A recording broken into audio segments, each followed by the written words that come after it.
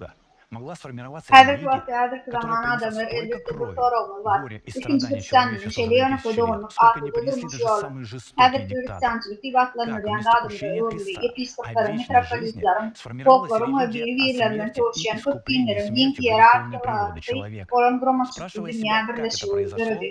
İsa'nın öldü bu dünyadaki haysıdır bir güçtün hide uğrayan muhafıradın dünyalarındaki ahladın üstünün çaklıydın çıkardı. İsa'nın tavlimatı saptanı din neydi ömeleverli. Adamları yığına kafinasını yıkıldırı doğrulmağı ve sağlık sıçrağına bakışmağı mecbur eden din neydi ömeleverli. İsa'nın sözleri ya aydışyalı.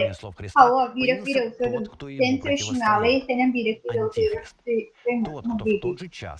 İmzalım diktatörlerin diktatörlerin getirmedikleri yağlı 2000 yılda adamlarda şeyler tutkan, hasret ve gurur getiren din görektiler mi?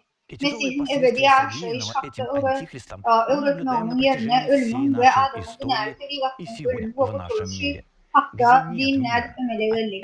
Elbette bunun nehil bolanı ödümüzü sorakmaz.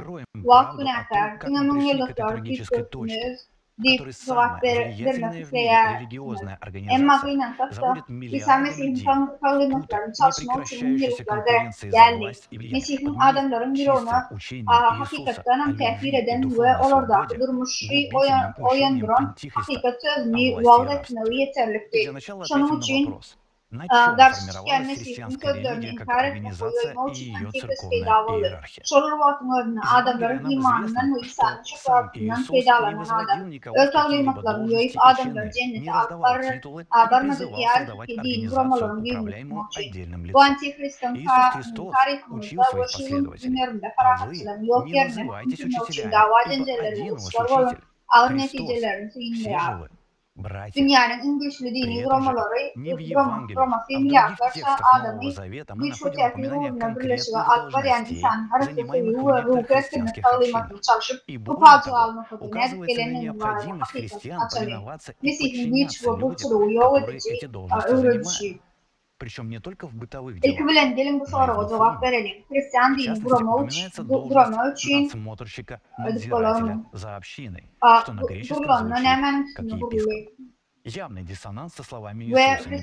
Ve iyiarken hoşgörüden İsa'nın öyle hiç kimliği karşıda bir dayada derece götürmenlerini, aklar vermenlerini şahsiyet tarafından dolanılayan roman dörtünlere çağın Maria'nın bilyar. İsa Mesih öz iyisine yercileri uğradığını şeyleriydi.